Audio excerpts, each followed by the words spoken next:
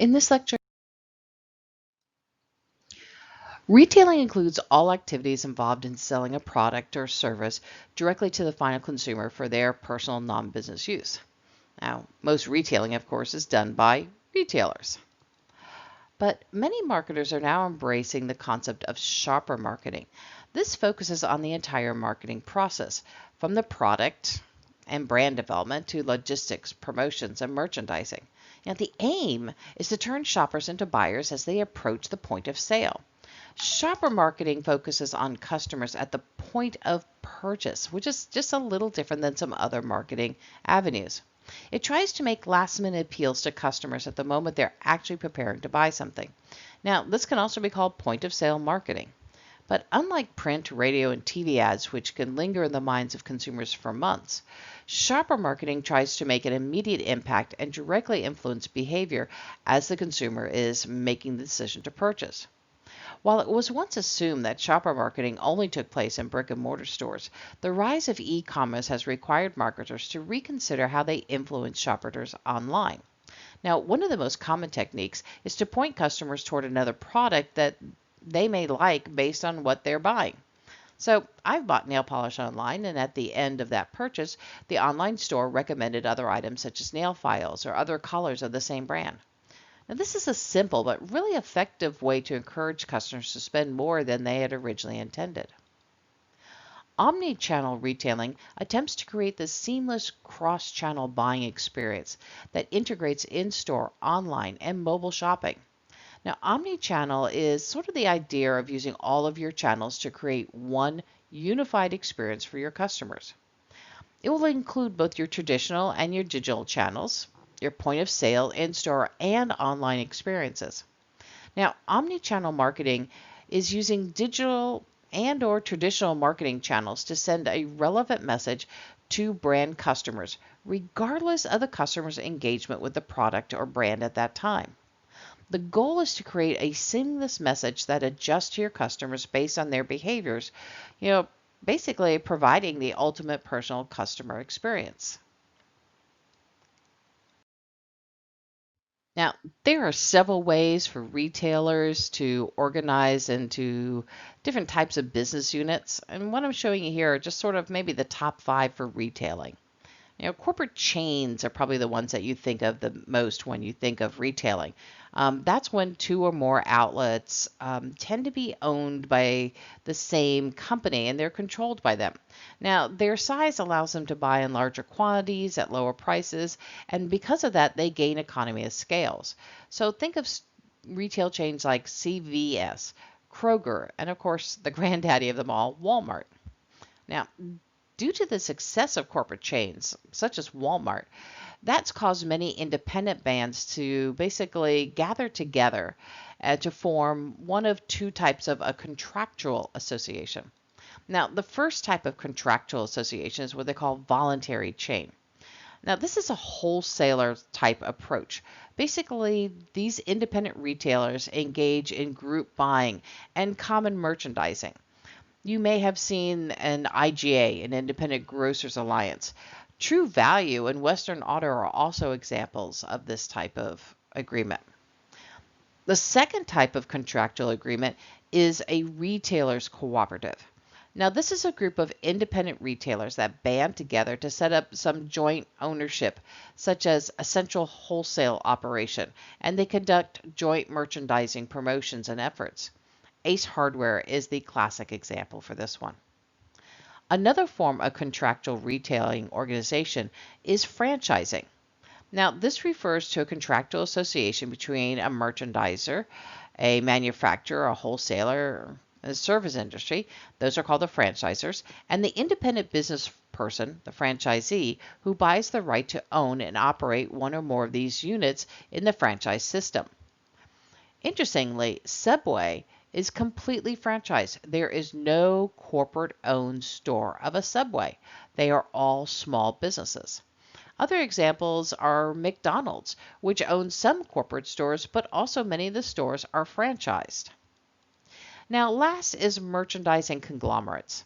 These maybe were a little bit more popular in the past, and we may see them come back again. They're basically corporations that have diversified retailing underneath one central ownership. Limited Brands, which is now known as L Brands, it operates Victoria's Secrets, Bed and Body Works, and Pink. Now, each one of these are separate companies underneath the umbrella brand of L Brands. While not specifically merchandising, Disney is a conglomerate with Disney Stores, Marvel, Pixar, ESPN, just to name a few of the companies that come underneath the Disney umbrella.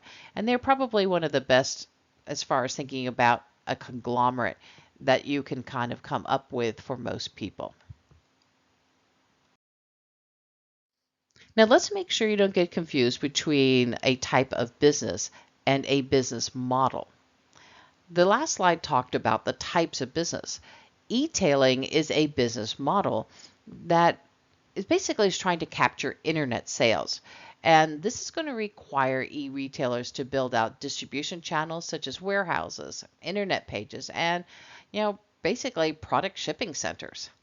Now, notably, strong distribution channels are critical to electronic retailing, as these are the avenues that move the product to the consumer.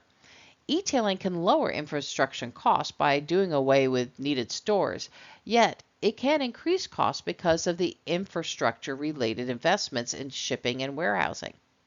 Now, these companies have to engage in websites, online marketing strategies, efficient distribution of products and services, and customer data analysis. E-tailing needs strong distribution networks that are basically prompt and efficient.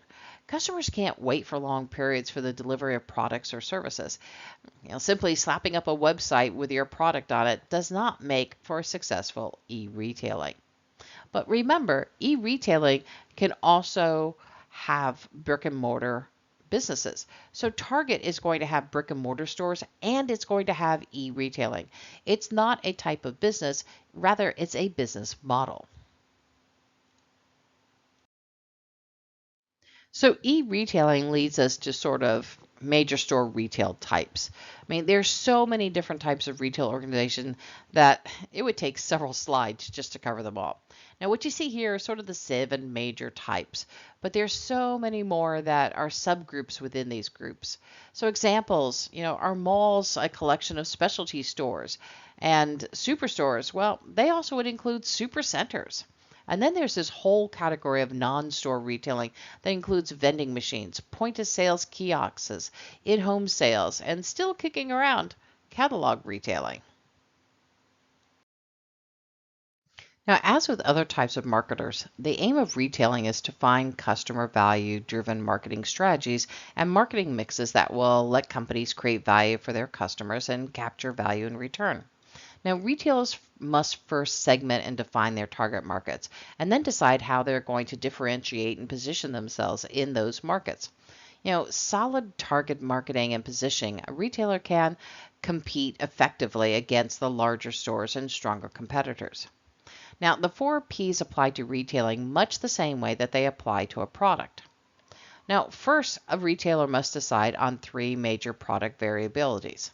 The product assortment should differentiate itself from the competitors while it still matches target market expectations. One strategy is to offer merchandise that no other competitor carries, such as a store brand or a national brand for which the retailer holds exclusive rights.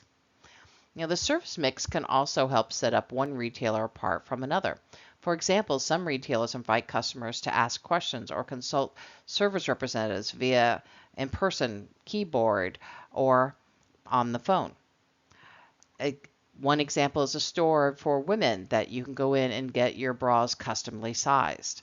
A little hard to do online. The store's atmosphere is another important element in a retailer's product arsenal. Retailers want to create unique stores experiences that suit the target market and moves customers to buying. Many retailers practice basically experimental retailing. Now, with price, retailers such as Walmart, Costco, Aldi, and Family Dollar practice what's called everyday low pricing, or EDLP, charging a constant everyday low price with very few sales or discounts. Still, other retailers practice high-low pricing.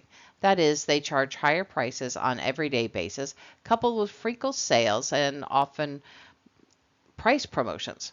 and this increases store traffic, they feel, creating a low price image or attracting customers who buy products at full prices.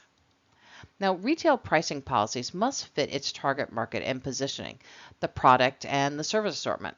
It has to look at the competition and economic factors that are around it. Most retailers seek either a high markups on low volume or low markups doing high volume. With promotion, retailers use a variety of combinations of the 5 basic promotional tools to reach customers.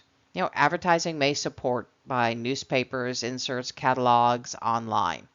Personal selling involves store people, basically greeting customers, meeting them with their needs, building relationships. Sales promotions may include things such as, in-stores demonstrations, display sales, loyalty programs. Public relation activities such as new store openings, special events, blogs, store magazines are often used. Most retailers, though, will also interact daily and digitally with their customers using websites and the digital catalog, online ads, videos, social media, mobile ads. All of these are used within the promotional aspect of retailers. Now, place, well, it's pretty important as far as where they select a location. They're accessible to the target market area that they're considering and the retail positioning. Most stores today will cluster together to increase customer pulling power, giving consumers the convenience of one-stop shopping. The Great Recession of 2008 and 2009 is a great place to start sort of our look back because it turned many retailers' fortune from boom to bust. Simply look at where we were at the end of 2009, and we've had to build up back from there. However, for some retailers, it benefited from the down economy. For example, as consumers cut back and look for ways to spend less, big discounters such as Costco scooped up these bargain-hungry shoppers. For most retailers, however, tightening consumer spending was hurting them. Now, new retail forms continue to emerge to meet new situations and consumers' needs, but the life cycle of new retail forms is getting shorter and shorter. Today, retail forms appear to be converging. Increasingly, different types of retailers now sell the same products at the same price to the same consumer. This merger of consumers, products, prices, and retailing is called retail convergence. Such convergence means greater competition for retailers and greater difficulty in differentiating this product. This allowed for the rise of huge mass merchandising and specialty superstores, the formations of vertical marketing systems, and the rash of retail mergers and acquisitions have created core superpower mega retailers.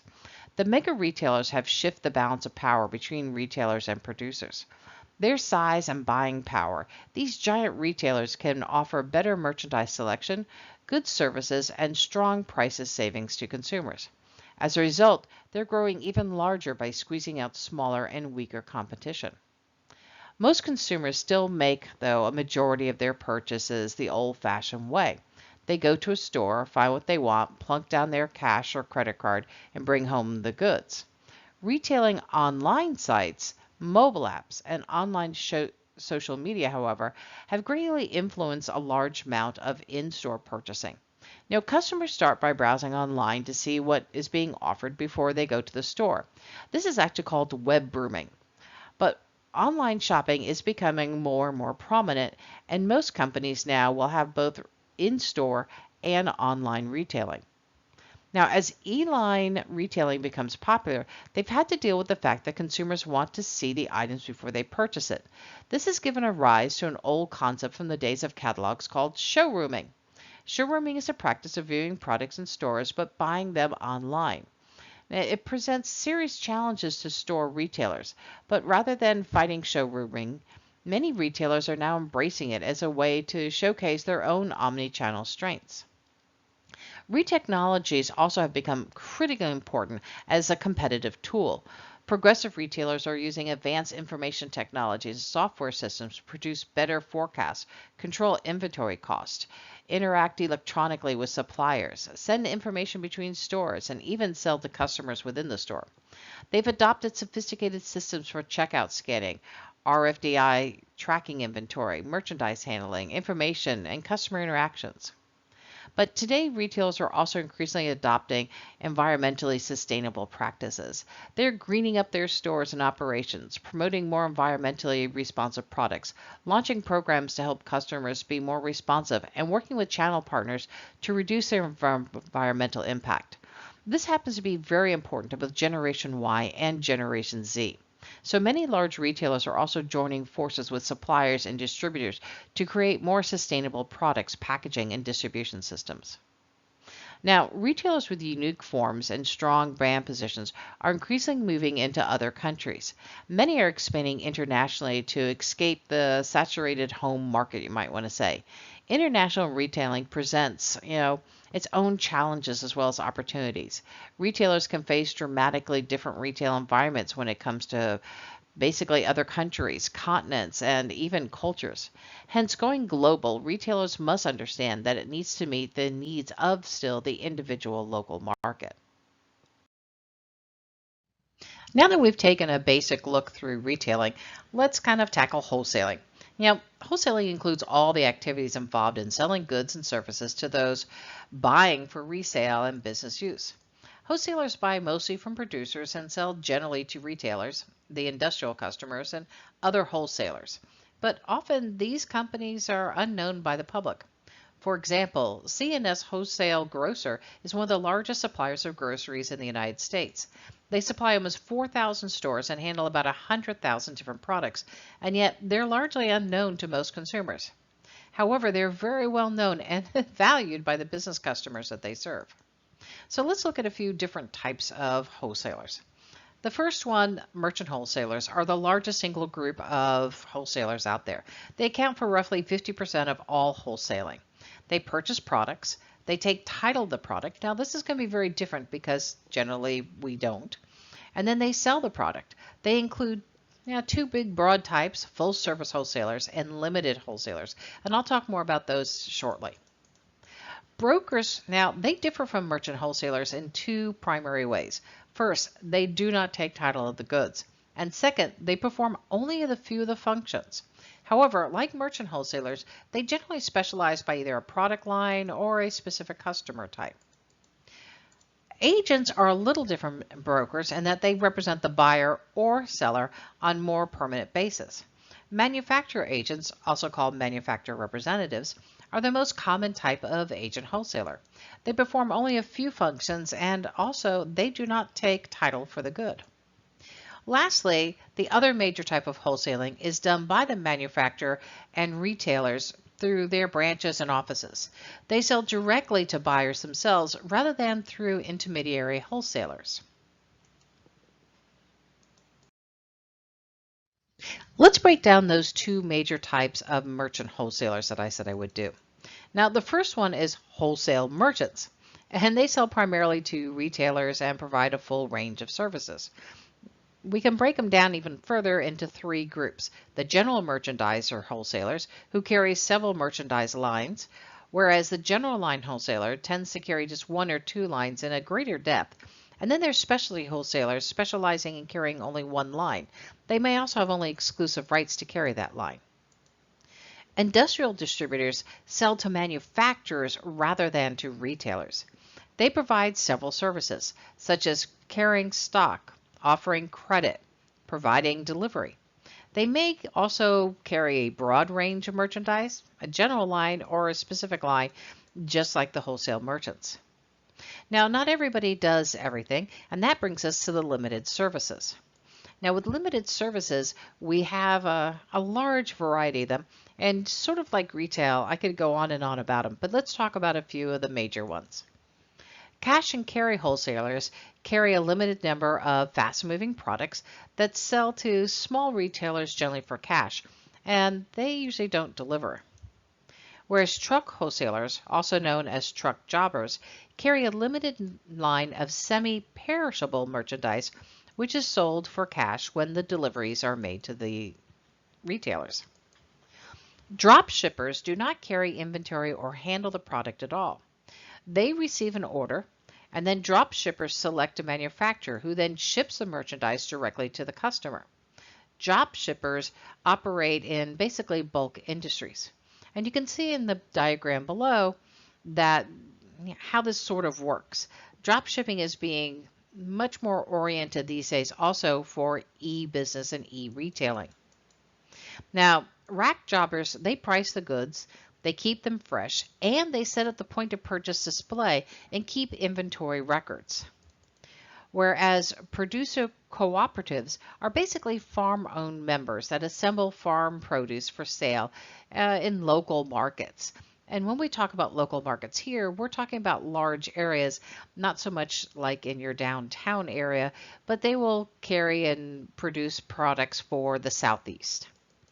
Now, mail order and web wholesalers send catalogs to or maintain websites for other companies, for retail, industry, and institutional customers.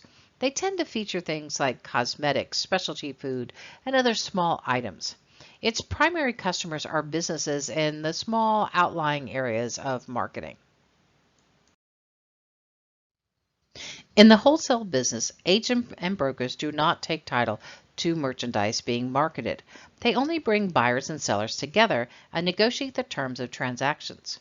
Now, agent merchants represent their buyer or seller, usually on a more permanent basis, where brokers bring parties together on a more temporary basis. Brokers have the tools and resources to reach the largest possible base of buyers. Then they would screen these potential buyers for the revenue that would support the acquisition they're interested in. An individual producer, on the other hand, especially when new in the market, probably will not have the same access to customers as a local broker might have. Another benefit of using a broker is basically cost. They may be cheaper in a small market with a small account or when there's a limited line of products. And when we take a look at agents, there are several different types. Manufacturer agents represent two or more manufacturers' complementary lines. They're hired by small manufacturers who can't afford their own sales force and by large manufacturers who use agents to open up new territories or cover territories that can't be supported with full-time salespeople. Selling agents have contractual authority to sell a manufacturer's entire output. The selling agent serves as a sales department and has a significant influence over price, terms, and conditions of sale. Now, found in products such as textile, machinery, coal, chemicals is where we normally find a lot of selling agents. Purchase agents have long-term relationships with buyers and make purchases for them, often receiving, inspecting, warehousing, and shipping the merchandise to the buyers. Purchasing agencies help clients obtain the best goods and prices that are available at the time. Commission merchants take physical possession of the product and negotiate sales. They're the only ones of all the ones that we've talked about that take physical possession. They're used primarily in agricultural marketing by farmers who don't want to sell their own output. They take truckloads of commodities to a central market, sell it for the best price, deduct their commission and expenses, and then give the balance back to the producer.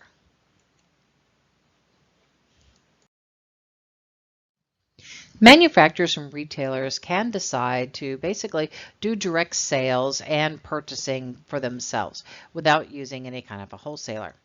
Now, they set up either a sales branch or office, and they're set up by manufacturers basically to improve quality control and basically for selling and promotion.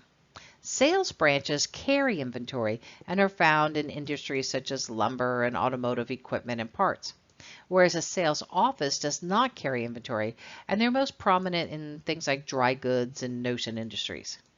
Now, what you see here is a sales office for bare goods that makes leather products and wallets at the top.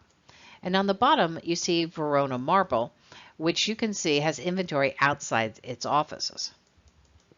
There's also purchasing offices. They perform a role similar to that of brokers or agents, but they're part of the buyer's organization.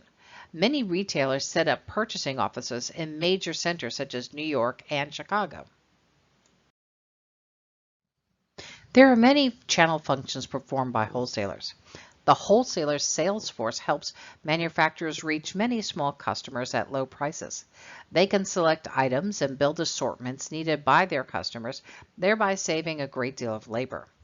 Wholesalers can save their customers money by buying in truckloads and carloads, and breaking the bulk down into smaller pieces. They can also hold inventories, thereby reducing inventory costs and the risk of suppliers and customers as far as loss. Wholesalers can provide quicker delivery to most buyers because they tend to be closer to the buyer than the actual producer. They finance their customers by giving credit, and they finance their suppliers by ordering early and paying the bills on time. Wholesalers absorb risk by taking basically the title of these products. They bear the cost of theft, damage, spoilage, and obsolescence. They give information to suppliers and customers about competitors, new products, and price development. Wholesalers also help retailers train their sales force, improve store layouts, displays, and they'll even set up accounting and inventory control systems if needed. Now, the wholesaler's marketing decisions include the same choices as any business: segmentation and targeting, differentiation and positioning, and the marketing mix, which is the 4 Ps. They also have to think about things such as service, assortment, price, distribution for themselves. They can choose a target group by size of the customer, for example, large retailers only, the type of the customer, convenience stores only, the need for services, customers who may need credit, and other factors. Wholesalers add customers value through the products and services they offer. Price is important to wholesalers' decision because wholesalers usually mark up the cost of goods by a standard percentage. Now, the truth is that most wholesalers are not into promotion and they're not promotionally minded. Now, wait a minute. Did I say location is important? Of course it is. This is just as important to a wholesaler as it is to any other business. Wholesalers tend to be closest to their buyers, not their producers. A wholesaler must choose their locations, facilities, and web locations as carefully as any other business in any other industry. Today, wholesalers and retailers face considerable challenges. The industry remains vulnerable to one of the most enduring trends: the need for ever greater efficiencies. Recent economic conditions have led to demands for even lower prices and the sorting out of suppliers who are not adding value on cost and quality.